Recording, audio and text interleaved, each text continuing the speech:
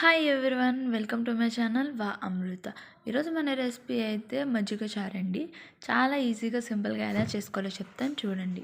First అయితే 1 litre పెరుగనే తీసుకున్నాను, దాన్ని అయితే చిలకెట్టుకున్నాను. తర్వాత అందులో ఒక 2 పచ్చిమిరకాయలు, 1 కప్పు అంటే ఒక 2-3 ఉల్లిపాయలు వేసుకున్నాను.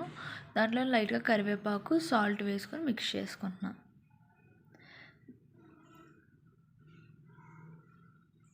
దీన్ని అయితే పక్కన పెట్టుకున్న తర్వాత కడాయి పెట్టుకుని స్టవ్ ఆన్ చేసి దాంట్లో ఆయిల్ అనేది వేసుకుని ఒక 2 టేబుల్ స్పూన్, ఒక 1 టేబుల్ స్పూన్ ఆవాలు, 1 టేబుల్ స్పూన్ మినపప్పు, 1 టేబుల్ స్పూన్ శనగపప్పు, 2, 3, 4 పచ్చిమిరకాయలు ఇలా చీలికల కింద కట్ చేసుకుని ఫ్రై చేసుకోండి.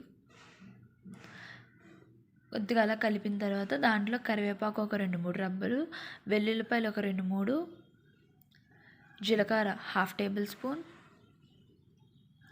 అల్లం తురిమింది లైట్గా వేయండి, ఎక్కువ అవసరం లేదు. వెండిమిర్చి ఒక 2-3,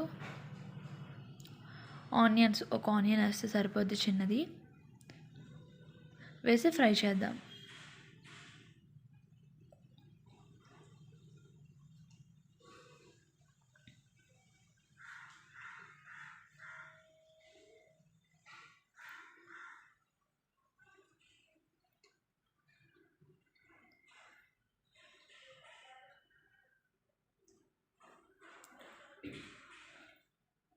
దీంట్లోనే కొద్దిగా ఫ్రై అయిన తర్వాత 1 టేబుల్ స్పూన్ పసుపు అనేది వేసి ఫ్రై చేయండి. ఇలా ఫ్రై చేయడం వల్ల పసుపు స్మెల్ అనేది రాకుండా ఉంటుందండి.